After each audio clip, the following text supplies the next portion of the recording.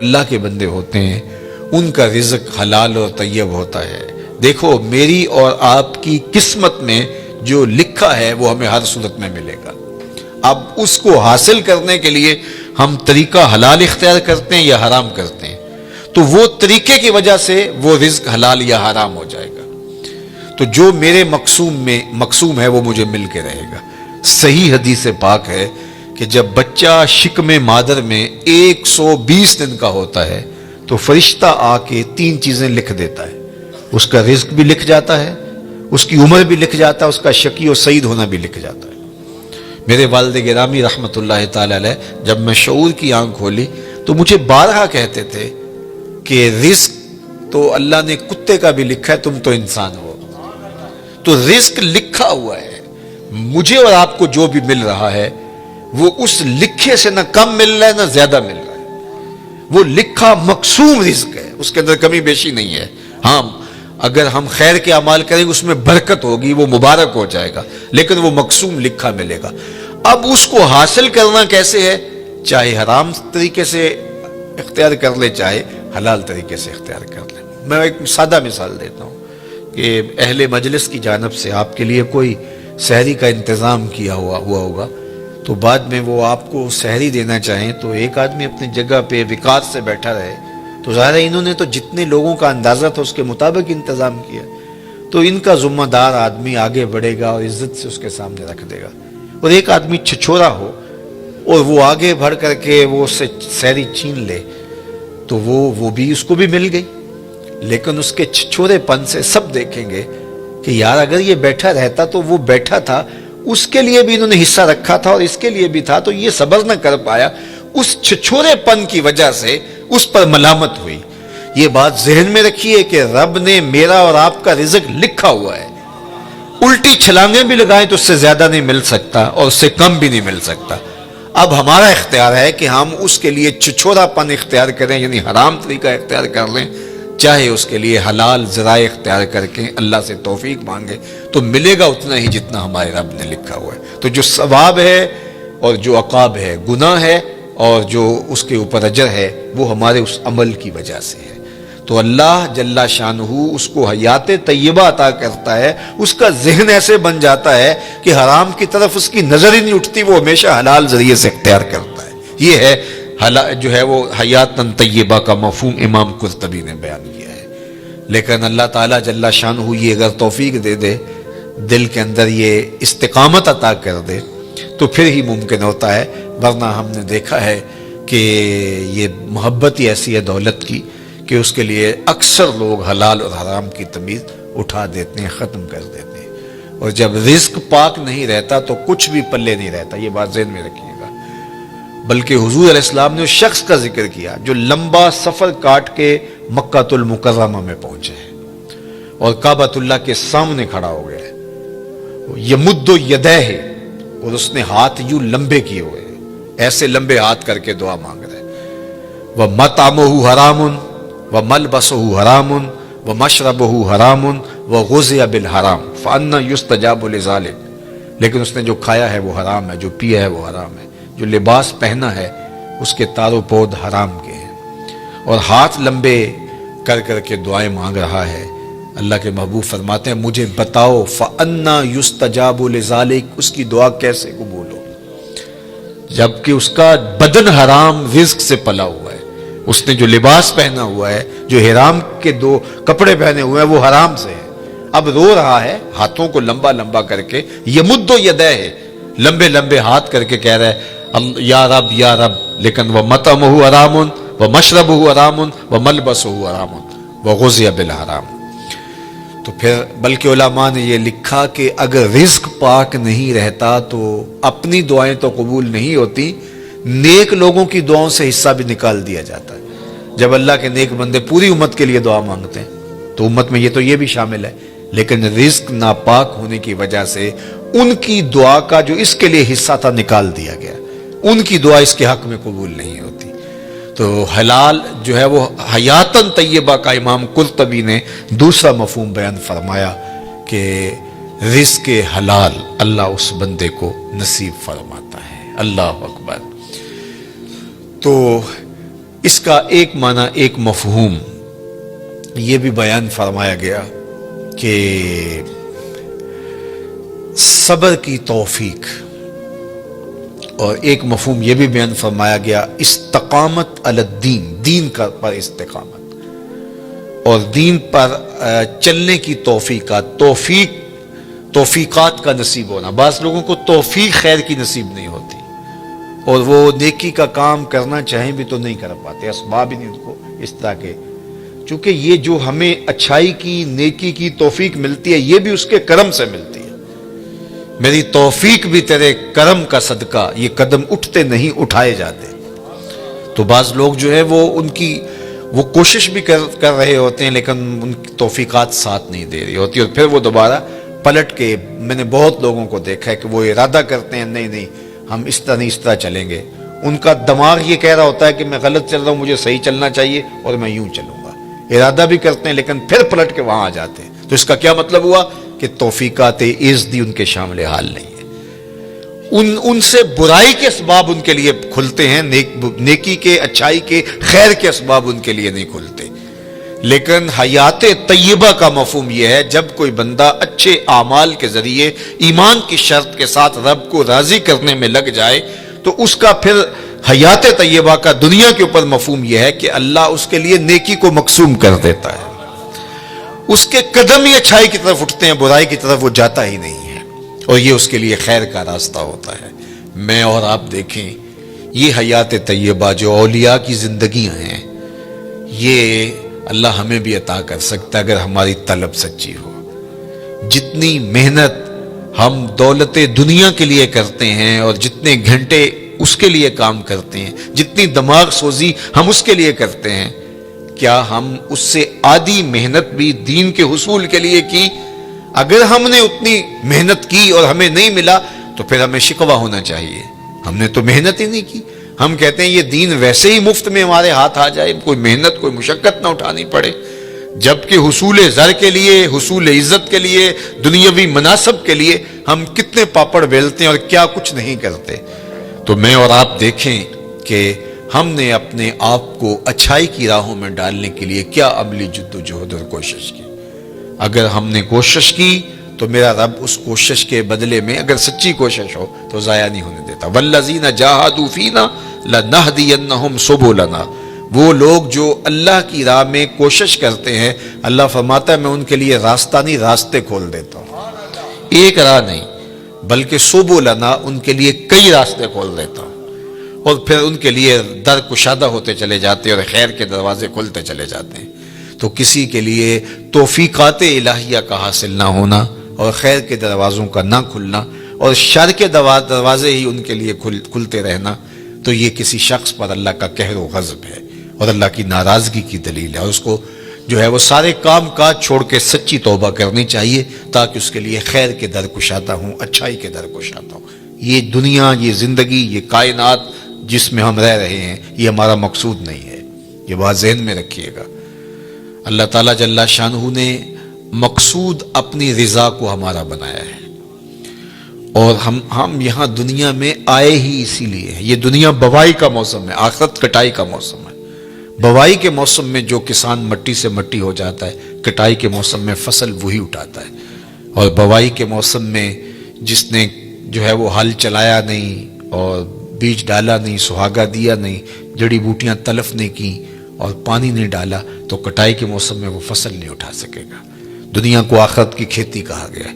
خوش نصیب اس دنیا کو آخرت کے لیے گزارتے ہیں۔ دنیا تو گزر ہی جانی ہے، یہ روزے کا مہینہ ہے، تو جو روزہ نہیں رکھتا دن تو اس کا بھی گزر جاتا ہے، اور جو روزہ رکھ کے گزارتا دن اس کا بھی گزر جاتا ہے۔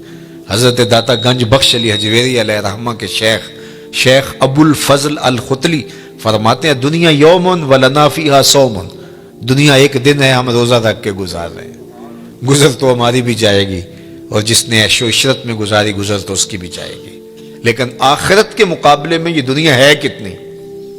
اللہ اکبر! یہ ساری زندگی کتنی ہے؟ 60 سال، 70 سال، یہی ٹوٹل زندگی ہے نا، آج تو یہی زندگی ہے، چلو 100 سال لگا لیجئے گا، اور آخرت کا ایک دن مقدارہ 50,000 سنہ، قرآن نے کہا کہ آخرت کے ایک دن 50,000 سال کے برابر ہوگا. 50 سال کے برابر نہیں، 100 سال کے برابر نہیں، 50,000 سال کے برابر ایک دن. اور یہ ساری زندگی 60 سال کی، اور اس میں بھی 8 گھنٹے روز سوئیں تو تیسرا حصہ تو سو کے گزار دیا. تو اگر 60 سال زندگی ہے، 20 سال تو گزر گئے. 20 سال سو کے گزارے، باقی 40 سال ہے. اس میں کوئی بچپن کی مدہوشیاں، کوئی بڑھاپے کے دھکے. روزانہ 1 گھنٹہ بھی واش روم میں گزارے، 2 سال تو یہ بھی نکلتے ہیں. میرے ایک دوست نے مجھے حساب نکال کے دیا کہ 17 سال بچتے ہیں اگر 60 سال زندگی ہے. چلو 25 سال لگا لیں، 30 سال لگا لیں. وہ قصاب کہتا ہے یہ جو آپ کو جانور دے رہے ہیں نا، قربانی کے دن آ رہے ہیں آگے، تو وہ کہتا ہے یہ جو آپ کو بیل دے رہے ہیں یہ ویسے 5 من کا ہے، لیکن صافی گوشت 3 من نکلے گا. 2 من انتڑیوں میں چلا جائے گا، وہ سر اور پاؤں میں چلا جائے گا، باقی صافی گوشت جو ہے وہ 3 من ہے. زندگی یوں تو 60 سال کی ہے، لیکن صافی زندگی 30 سال کی، 25 سال کی، 20 سال کی، یہ ہے زندگی. اور وہ بھی ٹینشنوں سے بھری ہوئی، شریکوں نے مار دیا، کچھ چھوڑا ہی نہیں ہے. پریشانیاں، دکھ، خزیاں، ٹینشنیں، ہر وقت بھاگم بھاگ. چلو تخت پہ بیٹھ کے بھی گزاری. تو 60 سال زندگی میں سے 30 سال گزارے، صرف 30 سال یہی احتیاط سے گزارنے تھے، یہ نہ گزار سکا. اور وہ زندگی، اس کا پہلا دن مقدارہ 50,000 سنہ، 50,000 سال کے برابر ایک دن. ذرا حساب لگائے نا اس، اور وہ صرف ایک دن. اس کے بعد مینڈے کی شکل میں موت کو لا کے ذبح کر دیا جائے گا. موت آ گئی، موت کو بھی موت آ گئی، قصہ تمام. جہنم میں ہے تو پھنس گیا، مر بھی نہیں سکتا. اب تو مرنے سے بھی رہا نا. دنیا میں تو لوگ خودکشی کر لیتے ہیں، لوگ کیا کچھ نہیں کرتے. اب تو گھبرا کے یہ کہتے ہیں کہ مر جائیں گے. مر کے بھی چین نہ پایا تو کدھر جائیں گے. تو وہاں پھر موت بھی نہیں ہے. اور جن کو جنت کی راحت نصیب ہو گئی، پھر جو ہے ان کے لیے ابدی اور سرمدی زندگی، نہ ختم ہونے والی زندگی. تو ذرا دیکھیے یہ زندگی کیا ہے، صحرا میں پڑے ہوئے ایک ذرے کے برابر بھی نہیں ہے. اور وہ زندگی نہ ختم ہونے والی، نقطہ انجام ہی نہیں. یہ زندگی اچھی گزرنی چاہیے. میں نہیں کہتا کہ یہ زندگی اچھی نہ گزرے، لیکن فرض کرو اگر اچھی نہ بھی گزری تو گزر ہی جائے گی نا. میر تقی میر نے کہا تھا، وہ ریشموں کم خواب میں سرمست ہیں تو کیا ہوا، رات اس کی بھی کٹ گئی جو کہ اور تھا. برہنہ بدن تھا، سردیوں کی رات تھی، زخم لگے تھے بدن پہ، بخار نے جو ہے وہ بےتاب کر رکھا تھا، اور کوئی باہر ریت کے اوپر پھینک گیا. تو کتنی لمبی رات ہوگی اس بیمار کے لیے جس کا کوئی تیماردار بھی نہیں ہے. ریت پہ کوئی پھینک گیا، بدن پر زخم ہے، چور ہے بخار سے، سردیوں کی لمبی رات ہے. سحر لانا کوئی آسان ہے؟ اللہ اکبر. جوئے شیر لانا، وہ جو غالب نے کہا تھا، وہ جوئے شیر لانے کے مترادف ہے. لیکن آخر کٹ ہی گئی نا. جتنی بھی لمبی رات ہے، نقطہ انجام تو ہوگا نا. لیکن وہ رات پڑ گئی تو اس کا نقطہ انجام نہیں ہے، وہ ختم ہی نہیں ہوگی، چونکہ موت کو بھی موت آ گئی. تو اس سے بڑا احمق کوئی نہیں جو اپنی آخرت کو برباد کرتا ہے. یہ دنیا سواریں، اچھی دنیا زندگی گزاریں، اللہ کی دی ہوئی نعمتوں سے بھرپور تلذذ حاصل کریں، لیکن آخرت کے سودے پر نہیں، آخرت کی قیمت پر نہیں. تو اللہ جل شانہ حیات طیبہ اپنے بندوں کو دیتا ہے کہ وہ اس زندگی کو آخرت کے لیے گزارتے ہیں. جہاں جتنا رہنا ہو وہاں اس حساب سے انتظام کیا جاتا ہے. میں ایک دفعہ اٹلی سے گزر رہا تھا تو مجھے وہاں کچھ نوجوان منڈی بہاؤالدین کے کہنے لگے کہ آپ ہمارے ساتھ اگر چائے پی لیں. تو میں نے کہا چلتے ہیں. تو ان کے ہاں چائے پینے گیا تو وہ چھوٹا سا گھر تھا ان کا، اور جس میں کوئی تقریباً 20-25 نوجوان رہ رہے تھے. وہ جو ہے وہ انہوں نے چارپائیاں جوڑ کے یوں رکھی ہوئی تھیں اور اپنا کھانا بھی پکاتے تھے. تو میں حیرت زدہ ہوا اور میں نے کہا کہ آپ 20-25 اس چھوٹے سے گھر میں رہ رہے ہیں تو کوئی بڑا گھر لے لیں. تو وہ مجھے ہنس کے کہنے لگے حضرت ہم یہاں کمائی کرنے آئے ہیں، عیش نہیں کرنے آئے. تو آپ اگر آئے نا ہمارے علاقے منڈی بہاؤالدین میں تو ہمارے 6 کنال کے بنگلے بن رہے. تو میں نے کہا یہی تو میں سمجھانے آیا ہوں کہ جہاں جتنا رہنا ہو وہاں اتنا انتظام کیا جاتا ہے. تو دنیا میں جتنا رہنا ہے ہم اتنا انتظام کریں. اصل ہماری منزل آخرت ہے، ہم وہاں پلٹ کے جانا ہے، وہاں ہمارے لیے تیاری ہو رہی ہو. یہ جہاں بھی اچھا وہ جہاں بھی اچھا، لیکن اس دنیا کو اس آخرت کی قیمت پہ نہیں گزارنا۔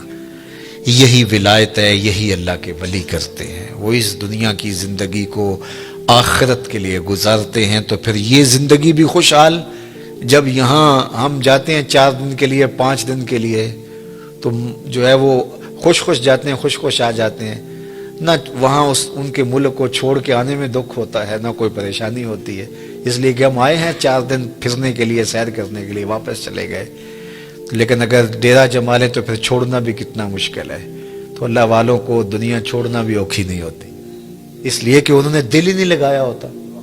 بلال حبشی رضی اللہ تعالیٰ عنہ کا جب آخری وقت آیا، سانس ٹوٹنے لگی تو زوجہ سرانے بیٹھی تھی، تو اس نے کہا واہ حزن ہو، ہائے افسوس، میرا شوہر مجھ سے جدا ہو رہا ہے۔ تو بلال حبشی رضی اللہ تعالیٰ عنہ کی ابھی سانسیں باقی تھی، تو آپ نے پلٹ کے اپنی بیوی کو دیکھا، کہا یہ کیا کہہ رہی ہو، واہ حزن ہو، ہائے افسوس۔ کہا ہاں آپ جا رہے ہیں، تو کہا نہیں یوں نہ کہو، بلکہ کہو واہ تربا ہو غدن القا محمدم و اصحابہ ہو۔